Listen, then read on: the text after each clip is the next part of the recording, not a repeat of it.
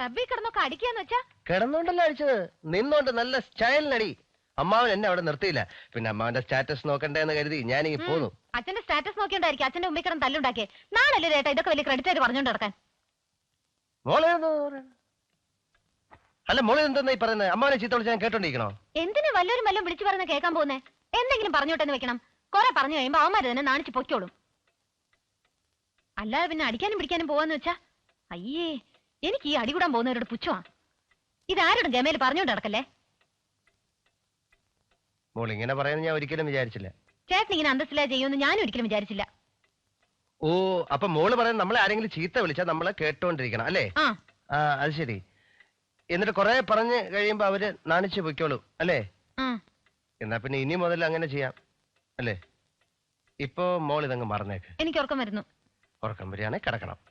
അല്ല പിന്നെ ഞാൻ എന്ത് പറയാൻ? പോയി കൊടുത്ത് അടിയൊക്കെ തിരിച്ചു വന്നോ? അയ്യേ, വലിയൊരു തമാശ.